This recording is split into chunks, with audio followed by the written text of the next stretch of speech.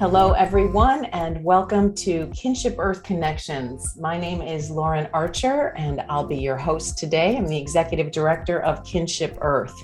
And for those of you who are new, I want to give you a very brief overview. Today, our special guests are Harvey Griffith and Walter Moora, as well as Susan Moora. She'll be joining us. We don't want to minimize Susan's involvement. Walter is a biodynamic farmer with over 45 years of experience working the land and working in harmony with Mother Earth. Harvey Griffith is the founder of Permatours, and I'm going to go into a more detailed introduction of both of them in just a moment. What I want to do first is give you just a brief overview of what to expect in today's session. So we're going to start with a couple minutes of introductions and some inspiration, including Susan's KINS principles. And then we're going to give Walter and Sid the floor to give us an update on some of the projects that they're working on, specifically the Civics Alliance Ecovillage Regenerative Pilot Program. And so you'll hear lots about that. And then we're going to open up everybody's microphones for Q&A and invite conversation, questions, and reflections on what they share. And then we'll come back around and do some key takeaways and closing comments. Brief introduction of the Kinship Earth Board of Directors and Advisors. So we have Susan, Walter, and Stephen Gomes founded this organization. It is largely based on Susan's legacy, which I'll go into in just a moment. And then on our advisory board, we have George Orbelian and Terry Molnar. And Susan, as you saw in the video, she has been affectionately nicknamed the godmother of social investing. And I'm going to show you a slide to give you a brief overview of her work. So these are the networks that she has founded over the course of her lifetime. And you're not meant to read them all. It's just to get a sense of the scope. And so these people are still out there doing their amazing work in the world, many of whom are in this room today. And previously, they've been working in silos and individual groups. And with Kinship Earth Connections, we are inviting people to come together to give updates, reports, talk about what they are doing in their work. So Kinship Earth is really the next evolution of what Susan has created with her KINS Innovation Networks. And we are global networks of heart-centered earth advocates who are ushering in the regenerative renaissance. And we're going to be talking a lot about the regenerative renaissance today. As I mentioned, Susan's book, The Trojan Horse of Love, is available for you to download, as well as the KINS Network Playbook. And the purpose of our time together in this meeting and our ongoing work is to cross-pollinate information, innovation, and impact across multiple spheres of influence to co-create solutions, share best practices, and amplify our regenerative influence.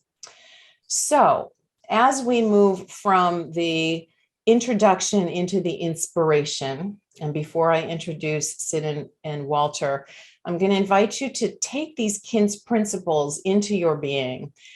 This is the foundation of how most of this work has come into being. So number one is our strategy is generosity, and our intention is wonder.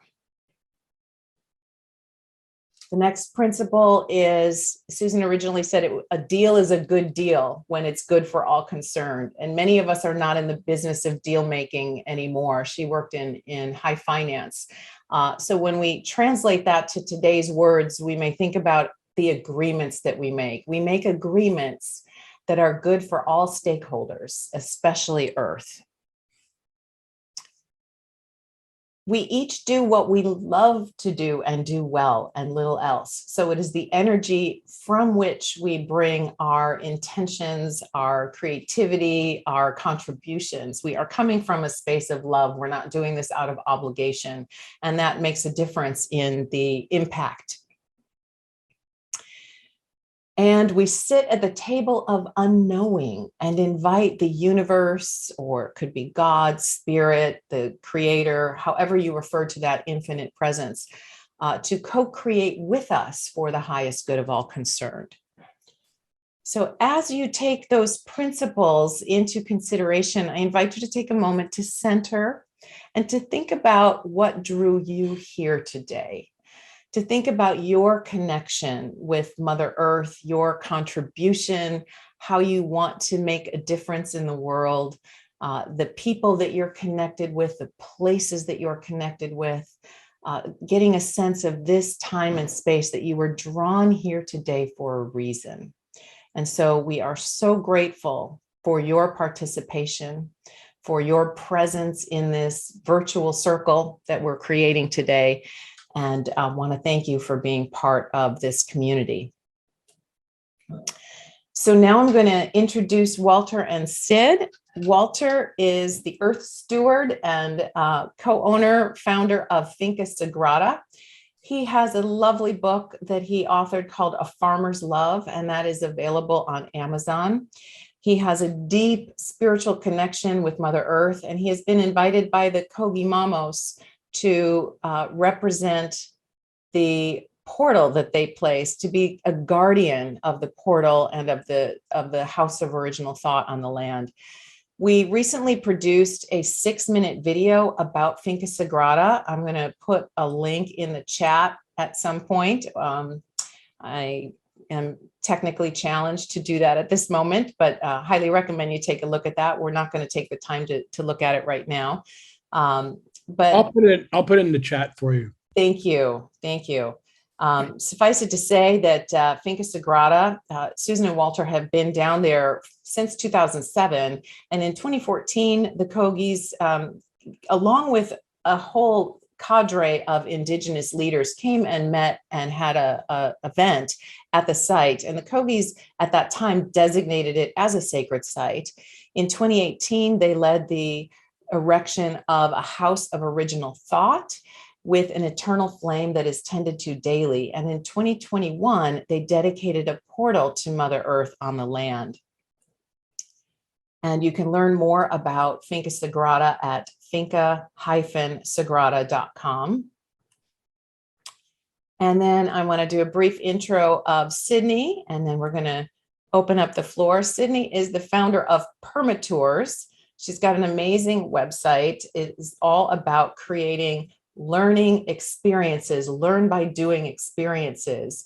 And she just held one this past weekend. In fact, literally just came back to her home from where she was leading this educational retreat. And I know that Stephen was there with her. Oh, and I thought I got that slide in here with the picture of Stephen and Sid. So I will have to stop my screen share and go back and find that.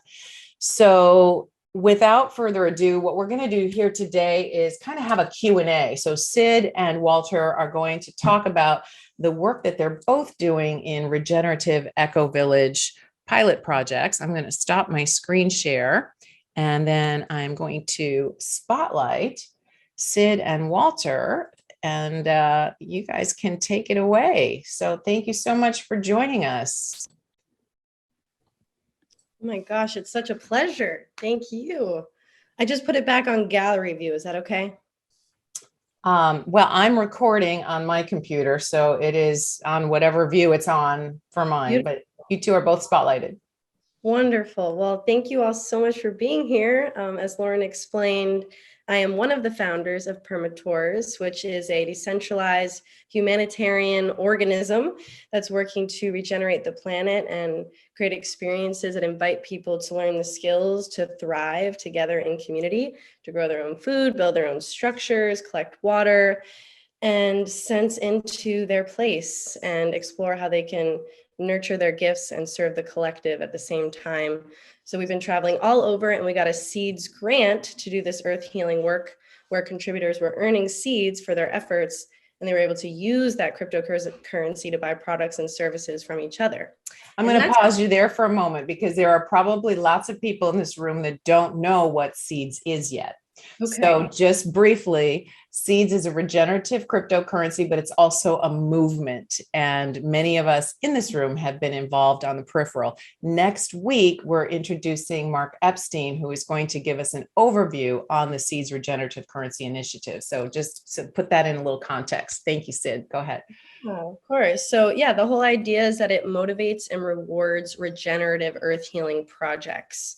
And so I wrote the grant and then attracted all these amazing humans who were able to actualize these projects that supported community centers, farms, homesteads, intentional spaces with building all different kinds of sustainable structures and permaculture gardens in an effort to host more events, community building, education, and to feed people. So that's what I just did last weekend as our season kickoff event. And this is also how I met Walter and Susan, which has been really incredible to learn from them, to connect with them on so many meetings.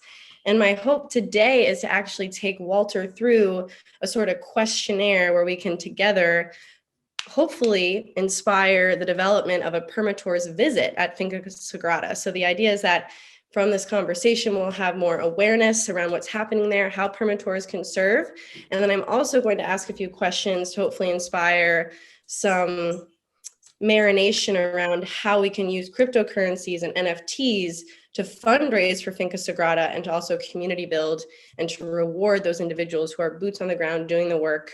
So that is my hope today. How does that sound, Walter? Very good. Thank you. Yeah, and thanks everybody for being on this call. Yeah. Do you want to introduce yourself at all or share how you've been navigating the seeds ecosystem?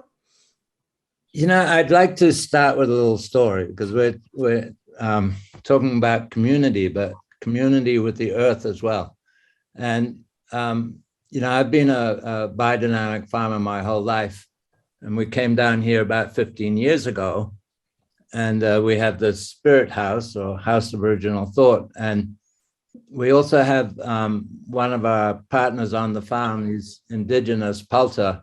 And each equinox and solstice, we do a little ceremony. And the last one, we had about, I don't know, maybe 25 people at it. It's very simple, beautiful. And I was standing there and I was able to go sort of deep into the earth. And I felt this unbelievable caring and love from the earth that we were doing ceremony. And it was very moving for me just to know that when we do ceremony with the earth or give thanks to the earth, she responds. It's a bit like once somebody described it when a young man gives his dearly beloved some flowers, a bouquet of flowers, she gets very moved.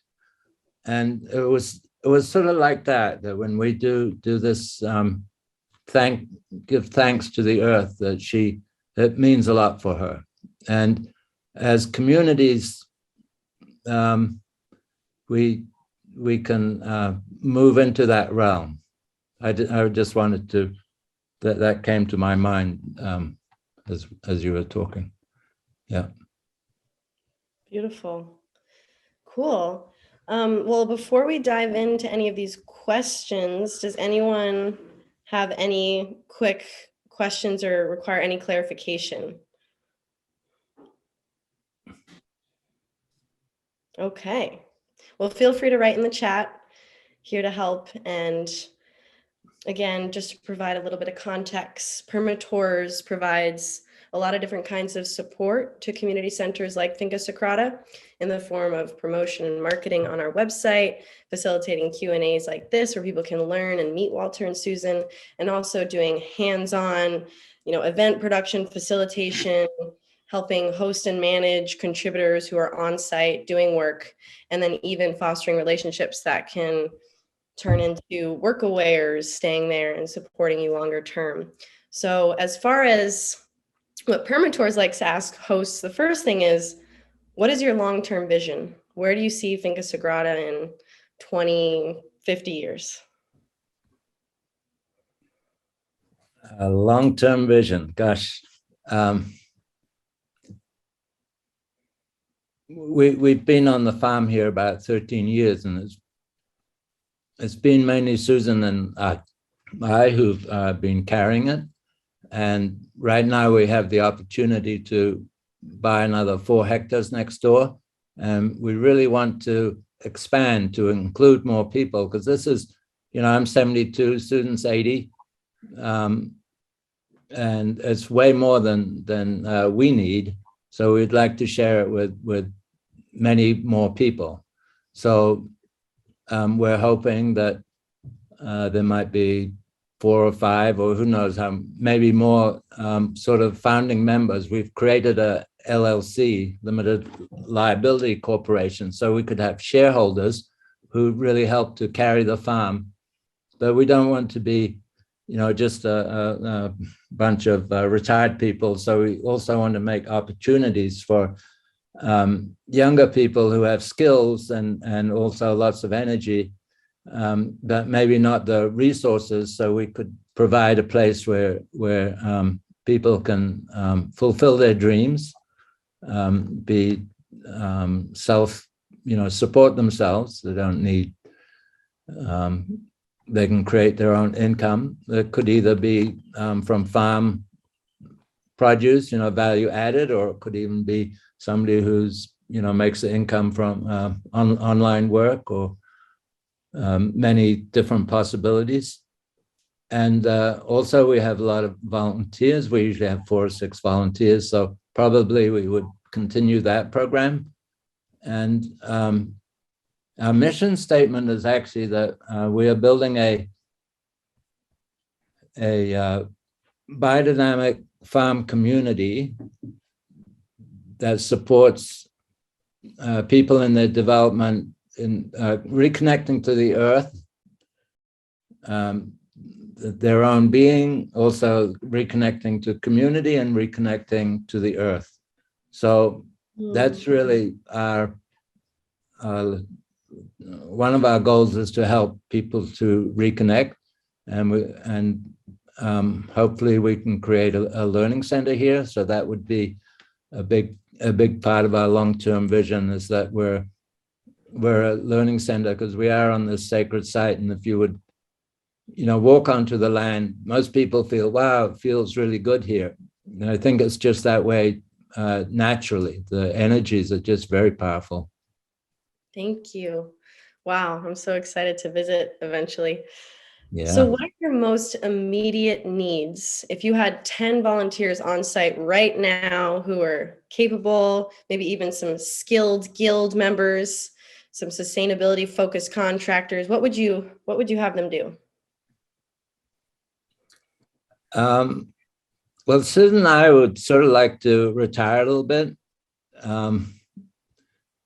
So we'd really love to have a skilled biodynamic farmer who also likes to teach and to live in community, because we are a community. So maybe that would be, I don't know if one person can be that position. It could be a group of people that can carry that impulse of looking after the earth in a good way, and also to teach to non-farmers. So that would be a big part. And maybe we need a program developer to, we need the necessary funding to be able to support people like that. So right now, Susan and I support that through, through our funding, but it's limited what we can do. So we're looking to expand. Okay. Do you have any physical projects that you need support with pretty immediately? I noticed there was a community garden project. Do you have any infrastructure, shelters you're wanting to build? Well, I could just talk about that community project. It's actually not on our farm, but because of the seeds grants that we received a couple of years ago, we started a community gardens in the neighboring village. And I'm thinking of doing a fundraiser for $20,000 or $30,000 if we, that would include things like fence, they want to expand, so it would be fencing and a proper water system, and they want a playground for their children. So to create a community center within Tumianuma, so that was, we definitely need help with that, but that's not exactly our farm. It's just because of our work with seeds in the past, we're helping a lot of outside projects develop, but specifically on the farm, our biggest thing is we're trying to create income, like maybe some housing for people who would like to come and stay on our place. What we have here, we like for our volunteers, we can be pretty rustic, with a, but we would like to create some really nice high-end housing for people who might want to come and have a retreat here for a week or maybe a month. So definitely we need help with that. Awesome. And another thing would be if we really create a space for younger people, we might need something like a community kitchen or appropriate housing. So there are lots of help we do need. Okay, Yeah. Very cool. Yeah, this past weekend with Permatours, we finished the inside of a tiny home that we started last year. So we did the insulation, and we also built a cob oven and the foundation for a greenhouse and an outdoor kitchen and an outdoor shower. So we have some experience under our belt at this point, and I'm excited to hear that you're wanting to be able to host more people. So that's great. Yeah, we're very lucky because we're nearly on the equator, so we can be outside all year long. We just wear a little t-shirt like this most of the days. Wow, cool. So what does it mean to be a member of this community you're cultivating of the farm? What kind of rituals, experiences, what can people expect as a member there? Well, for our volunteers, I always say our life revolves around growing the food, preparing the food, and eating the food together in community. So that's a big part of our life, looking after the land. I think it's really special when a group of people can honor the sacredness of the land and take care of that. So like we have a lot of pasture here. If we were more commercial, we would say, grow a lot of commercial crops and stuff to make more money. But we try to make sure the place stays beautiful. So half our work really is in honoring the sacredness of the land. The other part is trying to be self-sufficient. Yeah. Beautiful. And how have you been utilizing seeds thus far? Well, we were and still are very involved with seeds. Like the Vilcabamba area has received 5 or 6 grants with over 6 million seeds. So we had, for people who know, some of them being alliance grants, so that those seeds would have become available when seeds went public and were closer to $1, but that never happened. So now we're reorganizing the whole seeds community, which you'll hear about when Mark does his presentation. But so the possibilities are so great. Seeds really turns everything finance upside down, because it allows, Susan and I were going to, Finca Sagrada received 700,000 seeds, and 300,000 of those were going to be so that we could put Finca Sagrada into some kind of a land trust or not-for-profit. And we had 100,000 seeds to do reforestation. The valley behind us, we had about 150,000 seeds to build a retreat center. It would have, so yeah, we were very involved. And then even more exciting for the Vilcabamba, we had this whole project. We received another 700,000 seeds or so to to create a sovereign watershed of the upper Catamayo River. And that would have helped reforestation, the organic farmers market, or if somebody had, say, wanted to teach, we have a friend who was teaching basketball to the kids, we could have given them seeds to do that kind of stuff and to really create a local currency. And we will, I think, in maybe July or August, that'll all get reorganized so that we can start that again. So we just had a call this morning, actually, where Mark was describing the new seeds ecosystem. So I think we'll always be very organized, connected to the seeds movement. I just think it's wonderful what it allows people to do, to follow their dreams, to regenerate the environment, and also do social good. Yeah, and to fill a few gaps, maybe for those of you newer to the seeds concept, I'm very much in Walter's boat, an early adopter who believes a lot in this vision. And as early adopters, of course, there are kinks to work out and things to learn. And there were also some tools that were not quite evolved to a point of supporting this ecosystem, such as a place to see where people can use their seeds, where they can transact with them, as well as mechanisms for these different bioregional local communities to intersect and meet each other. So that is definitely happening. And I'm really excited also for this new layered tokenomics model where we'll have our local currency like a perma token or a Finca Sagrada token that can be bridged to other seeds that are going to be on a global exchange and can be liquidated for actual USD or other cryptocurrencies, because of course we can't get everything we need quite yet with seeds or with our local currency. So that'll be really nice to have that. So thank you for answering that question and for being in this wild ride with me. It's been really great. So I feel like that's a great transition actually to the NFT space. For those of you who are newer to NFTs, the acronym stands for non-fungible tokens. Fungible means non-fungible means non-interchangeable. So like my $1 is the same as your $1, so we can swap them and walk away with the same value. The idea with NFTs is you can't do that. Each one is unique.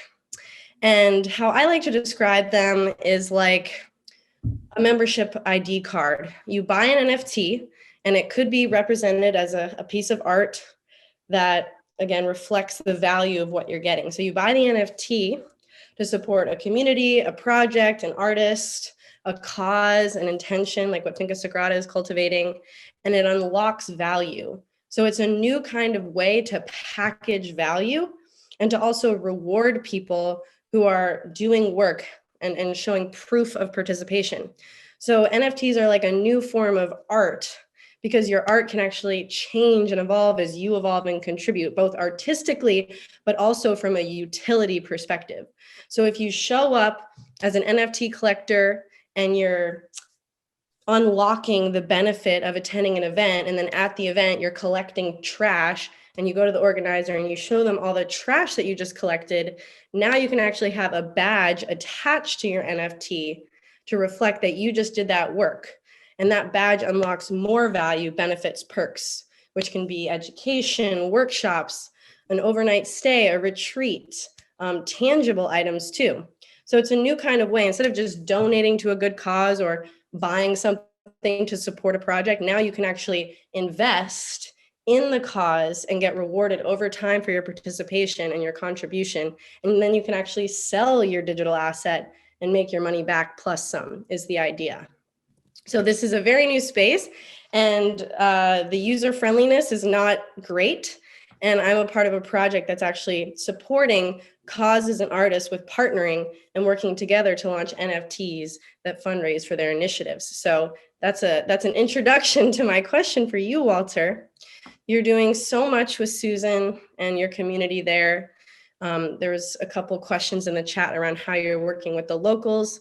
I know that's a big part of your mission as well. So I'm curious, if you were to create NFTs in order to fundraise for your work, your vision, what forms of capital would you offer your collectors? And of course, we know there's financial capital, there's also wisdom and nature and experiences. So again, this is a new way to package value. What would you want to offer those who buy your NFTs? I haven't given that much thought because it's such a new area for me, but probably, people could come and have a vacation here. That I think that would be really wonderful, and they could, experience how we live on the earth here on the land, and maybe it would be very free what they wanted to do, but there could be things, like learning to garden or just use the spirit house and all that kind of stuff. That's what would come to mind for me quickly. The main thing that we would offer. Maybe there are other things, but I really haven't thought about them. Can I just mention one thing? Yeah. I'm feeling sort of strange sitting here without Susan next to me, because I always joke that I'm the guy that can create stuff, but Susan's the people person. She's the one who's worked 40 years connecting people together, and so we work in partnership. She does. Everybody loves Susan, and I'm more doing the work, building the houses and doing the farming and all that stuff. Yeah. And I just put a slide up on the screen too, not to take away from Susan, definitely jump in there, but I put a link in the chat. So Finca Sagrada is in the early stages of developing assets for the future. So we're developing this vision, and in the planned development that the team is working on, there are new structures that they're planning to build. We are looking to recruit a project lead / visionary. So someone who can help take the load off of Susan and Walter. We see that many of the things in the list of what we want to accomplish are, let's see right here. So these are the things that we are seeking financial capital for. So the capital improvements would be design and construction of new planned structures. And so we're looking at retreat center, additional places for people to come and have collaborative events, maybe some co-housing, and looking at developing a tokenization-based structure for that. But as of now, that is not flushed out. That is not developed. And so that's part of why we are opening this up, looking for team members who are emerging in this space, who are like yourself, Sydney, working with NFTs, different kinds of ownership structures. Walter and Susan are working within Ecuadorian laws. And then we're also partnering, they're partnering with John and Satya Love, who are buying into the project, and then it's going to grow. So, and I see other people in this room that probably want to add to that conversation, but I just wanted to answer that question. Yeah, and also Walter, I think you and Susan sitting next to each other is a wonderful image that I would love to support. So if you want to make that happen, let's make it happen. And I also just wanted to follow up, Lauren, I think that what you're sharing is a great segue to Regen Civics Accelerator. We could touch on that. Does that sound good, Walter? Yeah, that would be great. Awesome. So Regen Civics Accelerator is a spinoff of Seeds. It's attracted eco-villages all over the world that are interested in operating with a decentralized governance structure, that are interested in launching their own tokens and deciding what they value, how to distribute it, how to reward those who are contributing. And they're also interested in navigating as DAOs in a legal context and getting support with fundraising with NFTs. And then finally, the idea with this alliance is that we also support each other with actual in-person events that support with permaculture and infrastructure development. And as you've heard me share, that's a big part of what Permatours does. We recruit people to support with these earth healing projects. And we also do it in a way where it's like a festival where people can share their gifts sing songs, lead workshops, and celebrate Mother Earth in the process. So I'm really hoping that Permatours can serve this alliance in that capacity. And then the fundraising platform I mentioned, whereby artists and causes collaborate to launch NFTs, that we can serve the alliance as well. And of course, Finca Sagrada is or has applied to be one of the projects in this alliance. There's going to be 12 projects in cohort 1. And I'm a part of the project evaluation team, so supporting with the administration of how the alliance comes together to evaluate all these different projects to choose which will be the first 12. So, Sid, I just want to say that having been up there celebrating the season 2 of Permatours, just before you got on, people asked for photos. So I put a couple photos in here and one little movie in the chat for anybody that wants to download it. It was a tremendously inspiring and quite productive event with 50 people there and building a greenhouse and an infinity compost garden, which I'd never seen before. It was so unique. And a little tiny house, which I loved working on. Anyway, those pictures are in the chat for anybody who wants to look at. There's one right there on the screen. Thank you. And Walter, I'd love to turn it over to you to maybe share what you're hoping to get out of Regen Civics, whether as one of the projects or as one that's going to be watching the first 12. Well, one of the main things is help with all the blockchain technology. I have sort of I do follow some coins and stuff, but gosh, there's so much there. It's really, it's the next it's exciting because it's how the next generation is going to start working out new ways to live together and supporting each other and the earth. And we really need help in that realm. And if there's financial help, that'll be great as well to allow us to fulfill some of our dreams and projects. Yeah, I think what's really powerful is the cross-pollination opportunity. Seed has funded over 100 different projects, and a lot of these different eco-villages that have applied have intersected with seeds in some capacity, whether they've been granted seeds or not. So it's really exciting just again to kind of get that affirmation that what we're cultivating, what we're envisioning is happening all over the world, and that we can support each other together. Like some of these projects and communities have a lot of traction and following and others don't, but together we could probably attract a significant amount of attention, because what we're doing is really exciting, as well as how Seeds and Haifa plugs into that work, with Haifa providing the decentralized tool set to support these eco-villages with building their DAOs, their decentralized autonomous organizations, and again, all the different working groups where people will be stepping up to serve and support these first 12 projects.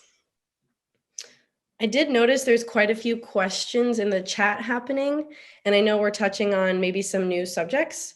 So I think at this point, I'd be happy to open it up for a Q&A if anyone has questions. Yeah, here to answer them. Yes, thank you, Sydney and Walter. And yes, a lot of new concepts brought up. I'm going to do a quick overview of what I heard. So Sydney is on the cutting edge and leading groups to build permatours, to learn how to use digital currency, NFT technology for fundraising, and actually hands on the ground. Walter and Susan have an eco village that they are getting ready to transition to this new model where it's tokenized ownership, where they're using digital technology, where the people involved in the community are going to start getting involved in what's called a DAO, a decentralized autonomous organization, where we'll be using blockchain technology for transparency, to be able to monitor transactions, who's doing what, etc. This is an emerging field, lots of new knowledge, and we are looking for people who want to get involved and to help steward the project. So that being said, I see Q&A. Feel free to raise your hand, either, ideally using the chat, but I see Nancy's hand up. Nancy, you've got a question. Can you hear me? Yes. Gosh, I'm exploding with ideas. First of all, this seems like such an attractive place to live, and I'm a member of the Unitarian Universalist Church, and a big part of our focus is the earth, of course. And one of my thoughts is, there needs to be a presentation, and I know Lauren's done presentations to UU before, a presentation that can be available to the churches to make them aware of this, because we do a lot of fundraising and giving of money to organizations. Also, I have so many friends that want to leave this country and live somewhere in South America. It seems to me like if the word got out, this place would explode with population. And I'm like, I'm there. I want to move now. And then my other thing is a fundraiser idea. I always thought it would be cool to be able to work with women of an indigenous culture to sew or weave and make things to export. And I don't know if they're already doing that in your area, but that would be something, maybe even using the natural fibers or growing hemp or, just that type of thing. Those are my thoughts, random thoughts. Bravo. Thank you so much. You're Great welcome. ideas. It's nice to meet you, Susan. I've heard so much about you from Lauren. Nancy was the maid of honor at my wedding back in Wonderful. 1994, I think. So yeah, we go. And I way made her back. wedding dress. She did. Oh, wow. So I just put a link in the chat. I believe that is the link to the 16 projects that are all so far have submitted videos to this Regen Civics Alliance. So there's Vilcabamba, but there's Costa Rica, there's Guatemala, there's England. There are places all over. And that's the exciting piece of this, is to be able to plug into this community and go, wow, not just what's happening in Vilcabamba, but all over. And then how can we learn from each other? It's not like, oh, we've got this and we're going to hold it and be all closed with our knowledge. It's like, oh, we figured this out. Let's share it so that we can all grow and thrive with Susan's strategy of generosity, right? So, okay. Answering Nancy, all of the above, Google Vilcabamba, you'll see it's a beautiful place to be. And also our partner, our Pulsar Indigenous partner, they're looking for funds to do something like doing weaving and spinning and all that stuff, but they're losing a lot of their traditional skills, and they'd love to bring them back, but it's partly a matter of finance. So yeah, we can talk in the future. Oh, and one last question. My brother happens to own a seed company for flower and vegetable seed. Do you guys have a plentiful supply of seed to plant, or do you just use what's indigenous? Or it's a mix. Sometimes I bring certain seeds down. We try to save our own seeds, and sometimes we buy local, but yeah, seeds are always great. Okay. They have to be right for our climate, of course. Of course. Yeah. I see that Alan put a note in the chat. Alan, are you still Also, with us Lauren, here? maybe you can't see Douglas's hand up. Oh, there, I didn't see it. There we go. Okay. Yeah, Douglas, why don't you go next? Douglas is part of the group in Florida. There's a whole coalition of KINS alumni in Florida that are doing some phenomenal work. So thank you for joining us, Douglas. Oh, you're very welcome. We also partner with the Time Bank, a local time bank. And I'm just wondering, I don't understand the currencies you're saying. I'm absolutely excited to get more knowledgeable about them. I'm just wondering if there's any partnership with a local time bank. They're an international group, of course. They're trading. One person's time is worth somebody else. The generosity is also in their abundance. all these. Edgar Kahn, who just died earlier this year. Some of you may have been familiar with the man who started this. Great, great man. He's got a book, No Throwaway People. But are you at all part of the time bank concept? Is this going on?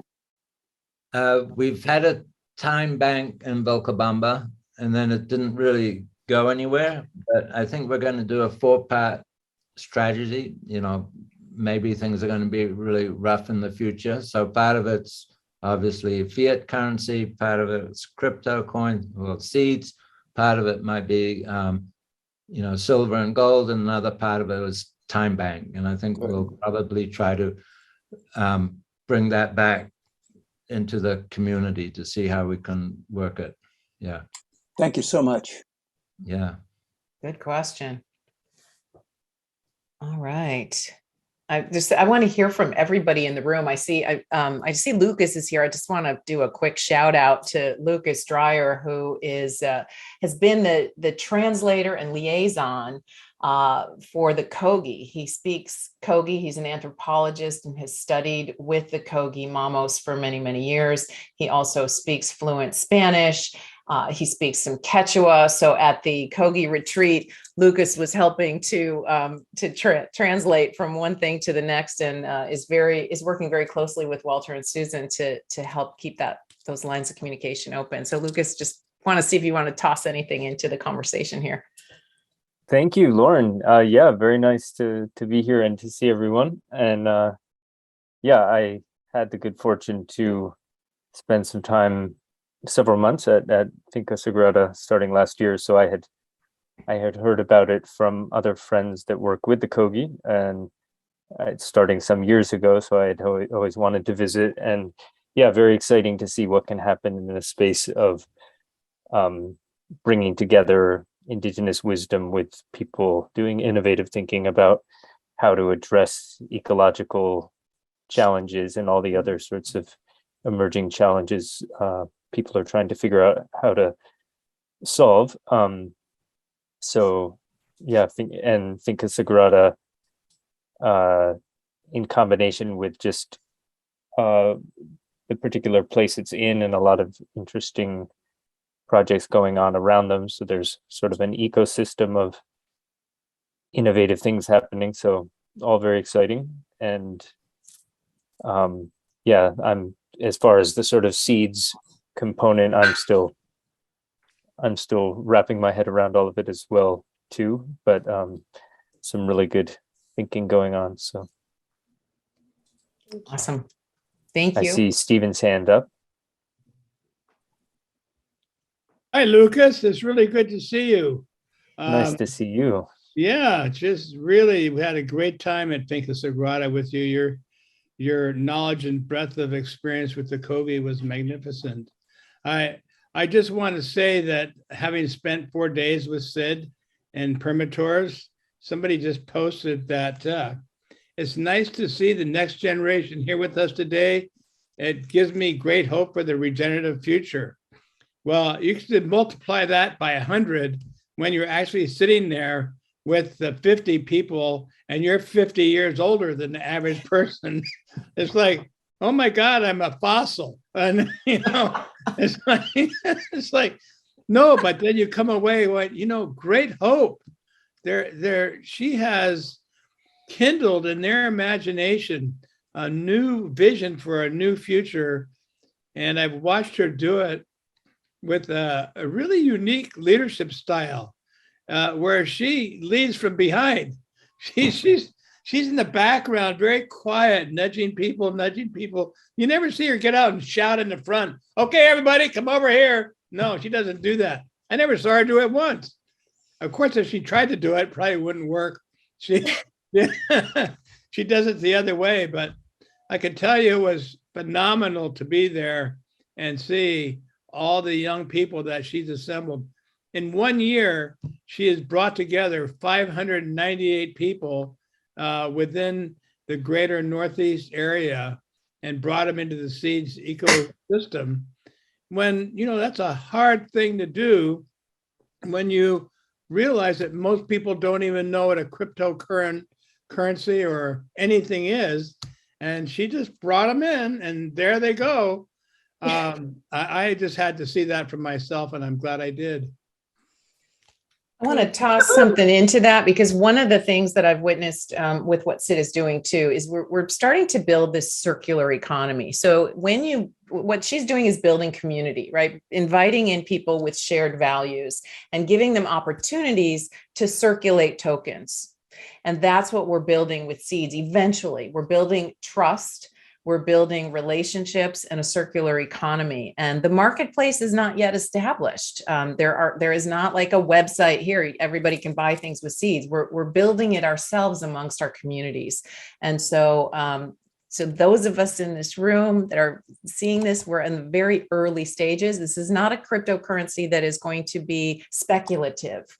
This is not something to buy and hold on to in hopes that it raises its value.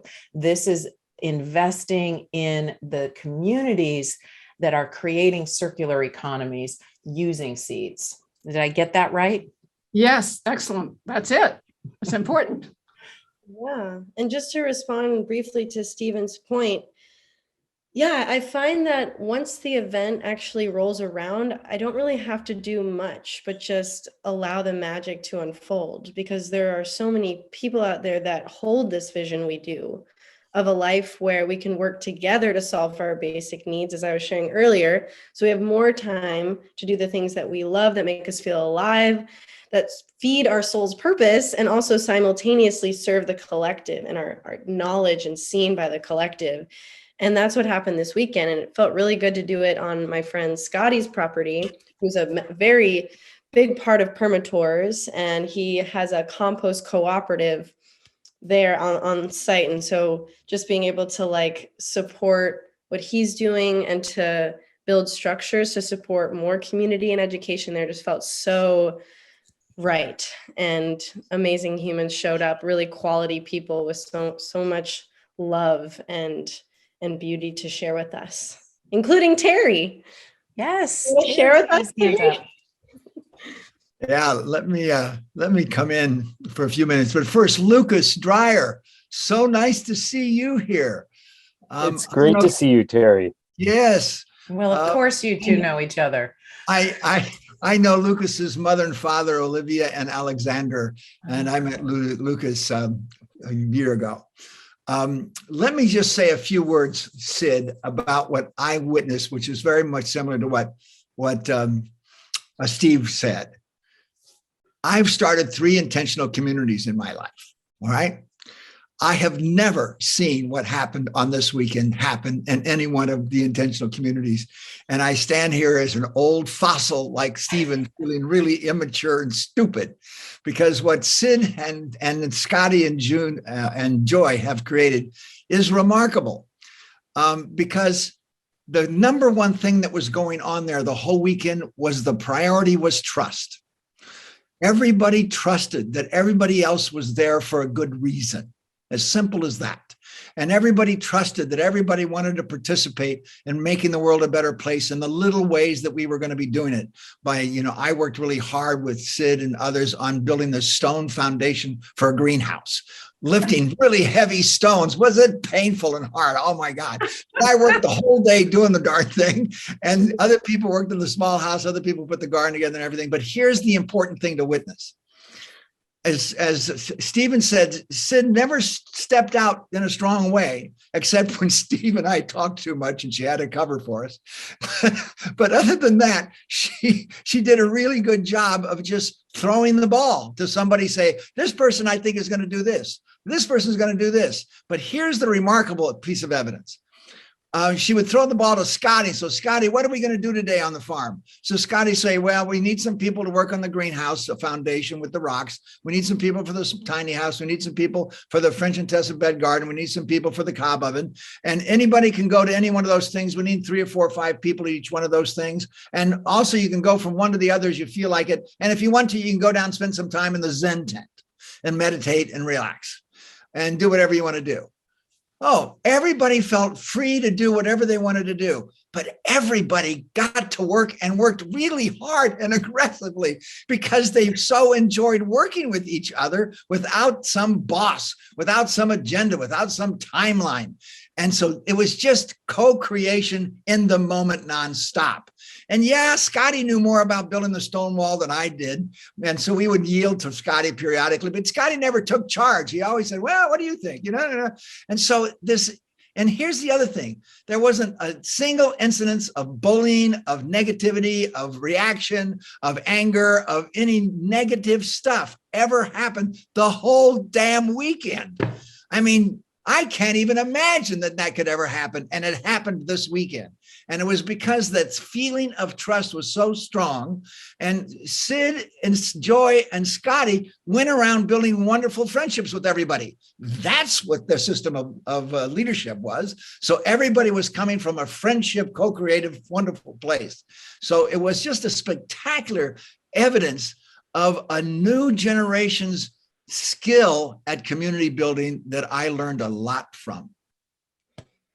Thank you so much. Bravo, bravo, bravo. Sid, can you share your secret about that?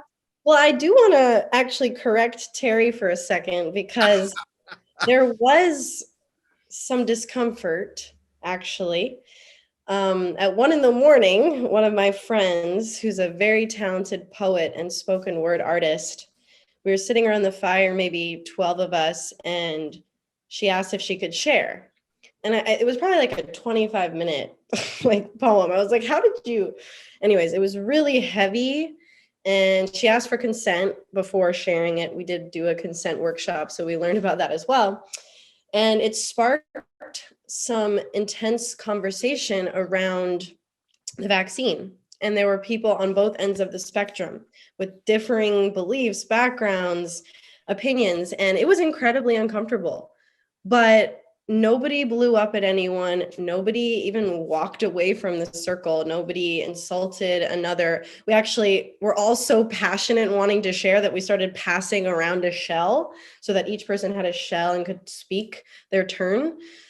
And we went until like 3 a.m. And I'm really glad the conversation was had, because as an event producer during these uncertain times, I am in a position of authority to create policy and to create a space that feels safe. And so to get input and reactions and feelings and feedback from people was really powerful. And I feel like we're so much closer now. And we also did an authentic relating workshop on the last day and got to ask each other some more really deep and intense questions that we don't normally do in day-to-day conversation. And one of the exercises was just like someone asking really intense questions. I didn't even get to answer them, but I just feel so much closer to that person that they're that curious about my life. So we went there, and there is just this overwhelming sense of trust, like, because the mission is about decreasing human suffering and learning to support each other in community and love one another. That tends to overcome the squabbles and qualms and piffs, if that's a word, that can happen. So. I do want to point out that us fossils were asleep between 1 and 3 a.m. So that's we didn't even know that. Yes, we definitely missed that part. Stephen danced for like 3 hours. We did a dance meditation technique till 11, and Stephen was out there with us, and oh wow, yeah. That was fun. That was a lot of fun. Yeah. But the important thing I don't want to have you get lost here that I think is valuable for everybody to hear, there was a container created that Sid talked about. She very strongly created a container. Everybody knew what the container was.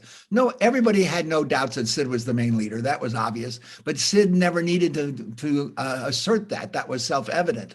And Joy and Scotty felt equal leaders with her. And so the important thing was, Sid was, when she had to get on the whiteboard and put the new schedule for Sunday together, she would go do that. She was always in service of the community, not leading the community.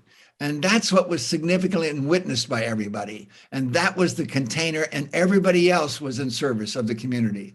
And everybody chipped in to make sure the food meals happened. Everything just happened that needed to happen without any serious need for scheduling. Yeah, I do want to say one other thing. Sid did make sure that the food was really well taken care of. And the mother of the son that had the house, Scotty's mother, her name was Bertie. And Bertie happens to have this very unique, nuanced job set. She is a high-speed sewing machine operator that specializes in putting on emblems on biker jackets at motorcycle rallies. And but she's also a phenomenal cook. And she organized the whole cooking for 50 people. And there was food wherever you turn, whenever you needed it, and then some. So people's bellies were full. So that eliminated a whole area of complaint right there. But she had to leave on Saturday because she had to go to the biker cafe to be a waitress. Yeah. Yeah. Well, so the takeaways of that to me are that those of us in the elder generation, I see our role, and I'm somewhere in the middle between. Well, I'm closer to the elder end, but our generation has the opportunity to synthesize to the best of our ability all of the, personal growth work that we've done, the community building, the eco-villages that have been delivered or, developed so far, and to try to condense down what works, what's the essence, and then to pass that off to the younger generation that are like, yes, we don't have time to sit through hours and hours of workshops. Just give me the bullet points. Let me go. Let me do it. Right. And they're out doing it. And so by partnering, and that's something that next month, Hank is going to give us a presentation on developing specific contracts and how we can partner with the future, but just on a general level, partnering with future generations to be able to implement the skills and the ideas and what works from what's been tested in all the years of those of us who have established that. So we have about 20 minutes left. And I want to see if there's anything else specifically about the Regen Civics Alliance, about Finca Sagrada and Permatours. If we want to put in links in the chat, Sid, please put in a link to Permatours. I would encourage everybody to get on her mailing list, because even if you're not on the East Coast, and she's got a great Facebook community too, it's really uplifting to follow what she's doing and see what people are creating on that level. And then with the Regen Civics Alliance, it's in its very early nascent stages. And so we're all going to, whether we're involved in that alliance directly or just peripherally, we are all in this great experiment of learning what is happening. So with that, I see a couple of hands up. So Ken, why don't you go ahead? Thank you.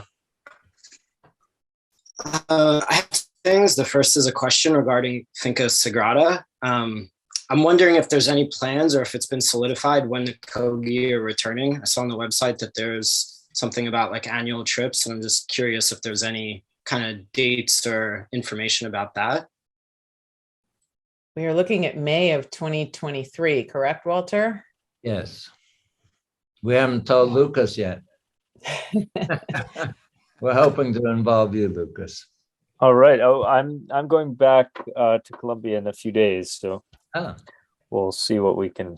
Wonderful. I think Susan and Walter would have loved to do September again this year, and the rest of us are still climbing out of. We're doing the Regen Civics. It's a lot, so we're looking at possibly May, just because that's when the weather will be good. Right there. Yeah, we had to do it either by October or after, starting in May, because in the rainy season it's too risky. Yeah. Okay. Anything else, Thank Ken? Yeah, I have another totally different kind of vein of thought that I guess I'll just drop it into the conversation right now. And it could be its own conversation, but it feels like it's just here and it wants to be shared. Listening to today's conversation, just all the projects that are happening, and over the weekend, Abigail and I watched the 16 proposals for the Regen Civics Alliance, and there's clearly like so much activity happening and so much possibility. And we're living in a 85-acre property in Washington State that's part of a land trust, and it itself is a dinosaur.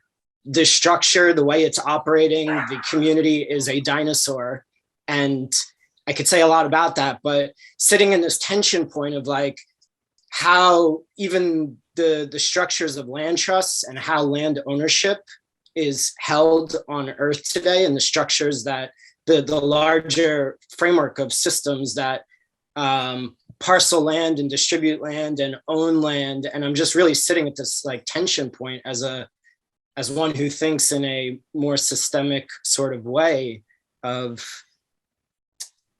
just like, where is the place to transition the old into the new? There's people who are focused purely on the new, and people who are focused or maybe need to be in the old, assisting the old to transition into the new. And I don't know, there's so much kind of going through my mind right now, but I think the kind of key piece for me is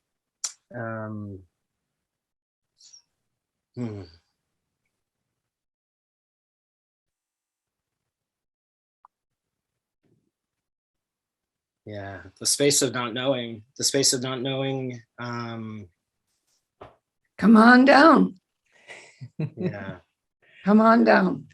You spoke to the word tension. And it's interesting that Sid brought that up about, the uncomfortable moment that was experienced, and yet, people got through it. And I think that it's a quality of this time that we live in, is to be able to hold the tension and to witness that, the existing structures are breaking down and the new structures aren't quite all the way there yet. And, those of us who've been working either directly or peripherally with the Seeds Regenerative Currency Initiative, it's like we're still in the nascent stages. There's a lot to work out. So I applaud you guys for what you're doing, and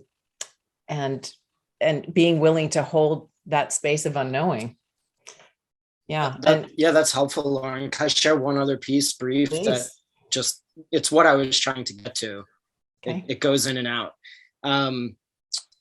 This idea of ownership of land and living on land, it seems like it's antiquated. Like we're moving into an era where acupuncture on the earth is required. And that's part of my understanding of how the Kogi work. There's very specific acupuncture that needs to happen on the earth, and the acupuncture on earth has me and others in particular locations right now doing the work we're doing. And it sounds like there is this growing spark towards movement and towards South America and towards these eco villages that are like budding, or maybe, let's say, further ahead into what could be on earth. And that question of like, even the way we inhabit the land and the way that indigenous cultures once lived in a place and had the culture that emerged from that land, and this new culture of movement and moving to communities and in and out, and like not living anywhere, but maybe living where I'm living in the moment because this is where the earth needs me. And just an interesting dynamic. And I'd love to continue the conversation on this around how we're even identifying with place and the culture that is expressed through our presence in that place in that moment in time. Thank you. Bravo. Mm-hmm. Yes, longer discussion for sure, and deep. And, I have those thoughts too. It's like, well, we create these regenerative villages, and then, is there going to come a time where we have to defend them against what kind of invasive energies? And are we going to be repeating patterns all over again? And hopefully not. We're going to bless and release that. But that is, it's a big part of the cycle. And that's why we're looking at things holistically here. And that's why at Kinship Earth, we're bringing in key influencers from different parts of our world that bring different pieces of the consciousness to the table. So speaking Lauren, of consciousness, quick in and out on that. I think Hank's trying to get in. I see that. No, I just want to give a quick in and out on that last piece. And that is Permatours is looking to partner with various areas, and perhaps Permatours could look at taking Ken's land trust under their wings and talking with them and including them in their dialogues. Just a suggestion. Yeah. Okay, so Hank and then Terry.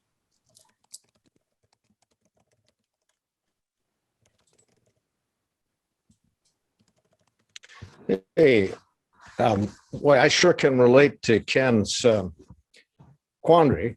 It is such a critical consideration how we hold the land. And I can very much relate to Terry building stone walls this weekend. Well done, Terry. I trust you didn't hurt your back. Sometime when we have more time, I'll tell you the story about what we call the Mexican chiropractor. But we've been building stone walls here for 40 years now. And the beauty of waiting that long to hang out by a stone wall is that you get to see whether you did it reasonably well. And there's a lot to learn from building with stone. I think sometime this week, we're going to put Stephen to work building stone walls. Is that true, Stephen? Yeah. Okay. So the common thread of how the common thread, how do we hold the land? I think next month I'd like to address the idea of what I think of as glocality, that a good local action, like the way Walter is caring and his community and Susan are caring for their place, that those services, the return of nutrients to the soil, the nurturing of the trees, the loving of the children, the retaining of the cultural capacity that's grown in those indigenous families for centuries and centuries, that those services to the future of that place happen in every place where humans and Mother Nature have a healthy relationship. That's what I like to think of as glocality. And I think our fundamental, meaning a global consequence that is implemented in a local setting. If we hold the land to support regenerative services of that kind through time, then trees can grow. But I think what I hear in Ken's concern, and I think this is a concern that's shared by every young family that's looking at the price of land and going, how am I ever going to do this? I think we need to come up with a way to use global finance to put landscapes in trust forever. And instead of owning the land, what you own is the privilege of taking care of the land. What we call that an on-holding. And it means you can own the right to be there, but you don't own the right to abuse the land. I think that's actually could turn out to be more valuable than the 5 acres where you own all the trees and can cut them down when you have a health crisis. So my thinking there is to encourage a conversation going forward about using these unique abilities to convene large groups of people very rapidly. I mean, 1 million hits in 24 hours is possible. Of course, we all see it and are stunned by it, but that's $500,000 if everybody puts in 50 cents. And you can buy a lot of land with $500,000, even in this crazy market. So I want to think together with this community of regenerative good hearts about ways to use the tools that are available to us to solve this deep problem that Ken is sharing with us, but also sharing with the full generation of all the young people who are asking this difficult question. because you can't, if you plant a tree on Thursday night, that is great.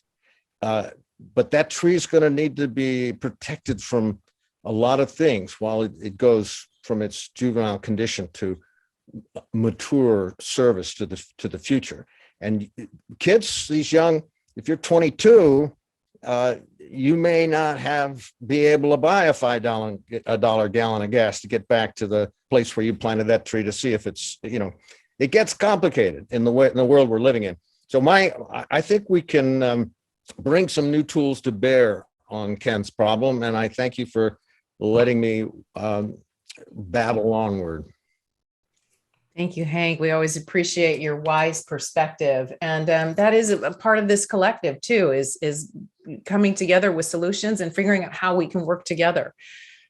So Terry, we are at 2:23. We've got about another 7 minutes for the meeting. I want to make sure we have some time to wrap up. So go ahead, Terry. Good. Well, I want to respond to Hank and to Ken a little bit, but also to point out why I felt the giving priority to trust was so significant. I spent 3 months in India in 1979, able to meet and live with the people still alive who worked closely with Mahatma Gandhi. When I came away from those 3 months, I realized what Gandhi had really figured out. He'd figured out there's 4 things that are going on inside each human being at any moment. And there's a primary intention, the beliefs, the secondary intention, and the behavior.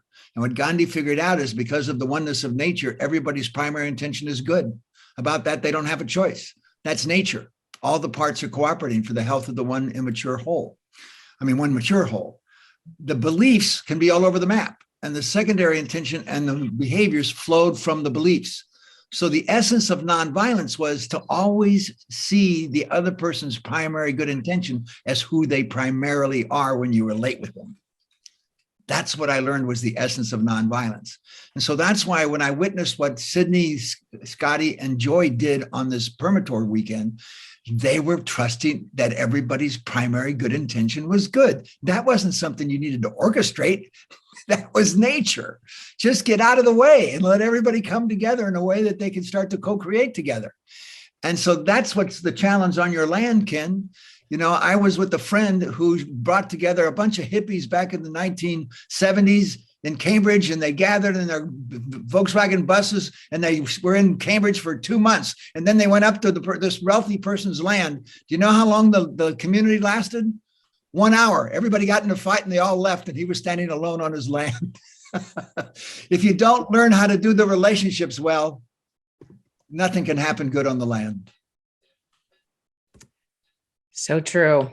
With that, I'm gonna just open it up briefly for key takeaways and closing affirmations. If anyone wants to speak into the room, what you learned today, what you're taking away, and then ways to stay in touch. Hopefully everybody is on our email list at Kinship Earth. If not, please make sure to put your email in the chat. And so open up any final closing thoughts. You did a wonderful job, Lauren. Those are closing thoughts. You're just terrific at facilitating. Just terrific. Thank you. Thank you, Lauren, so much. Thank you, Lauren.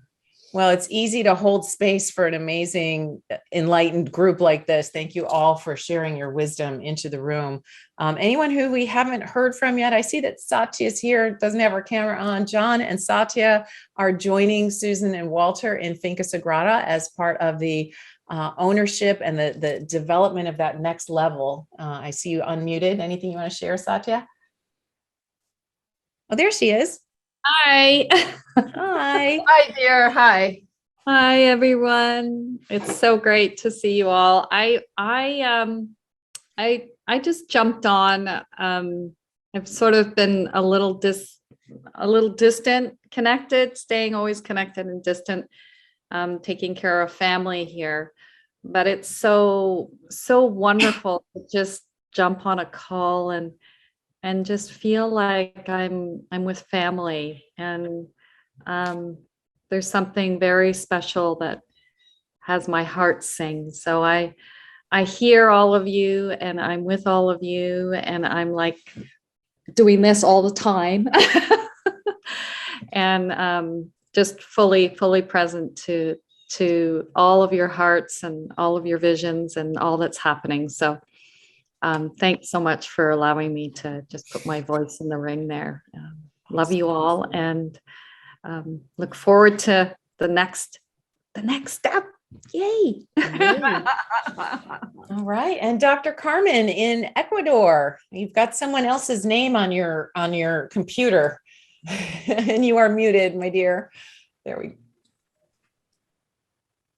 So yeah, I don't know where Ethan came from. Somebody took my computer and did that. But anyway, this is Carmen Ortiz, and I am in Ecuador, in Cuenca, Ecuador, looking forward to visiting Finca Sagrada and sharing with Susan and Walter. And I want to thank you all again, and you, Lauren, for this beautiful, beautiful gathering today. And I do want to say that, you know, I have a master's degree in business and corporate finance and real estate development. And I remember when I was doing my master's, you know, the talk about land and the uses of land to build buildings, big buildings, and, you know, and housing and all this commercial stuff. And now when I see what's going on in this conversation about land trust, owning land for conservation purposes and for the protection of the earth, my heart sings. There has been evolution. We're just getting started. There's so much that we still need to do, but we have absolutely come a long way. And I just want to thank you all again for this opportunity. Thank you for joining us. It's great that you resonate with all of this. And I know you're doing some incredible work with ethical, spiritual, business development in Ecuador and beyond. And so great to have you. All right. I do like to start and end meetings on time. It is at the end of the meeting. So thank you all for being part of it. Susan and Walter, would you be interested in closing us out with your beautiful song, the Keepers of the Garden song? I'll sing with you. The only problem with Zoom is when we try to multiple sing, it cuts one another out. So okay, I'll be quiet. Yeah. When you get to Ecuador, you can come and sit next to us. There you go. Before we sing, I just want to thank Sid for asking me all those questions and highlighting Finca Sagrada, and also you, Lauren, for your beautiful work. We are here. We are here. Keepers of the garden. We are here. When, if not now, where, if not here, who, if not you and me? We are here. We are here. Keepers of the garden. We are here. Woo! All right, everybody feel free to unmute. I want to point out one more person who didn't get much of a chance to speak, but Richard Hansen is in the house today, and Richard and some of his compadres from the Solar Circle will be giving us an update in July on their incredible work in progressing solar technology throughout the world. So thank you for being here. And for those of you who didn't get a chance to speak, thank you for joining us. We look forward to seeing you at our next event. Please stay in touch. Adios. Thank you. Adios. Thank you, Lauren. Great job. Thank you. Thanks, Lauren. Thanks, everyone. Everybody. Thanks all. Love, light, and flow. Aloha. Oh, George, you were here the whole time. Didn't know who IGO was. Didn't even see George. Thank you for joining us for today's Kinship Earth Connections event. We encourage you to like this video and subscribe to our YouTube channel. To learn more and get involved, please visit us at kinshipearth.org.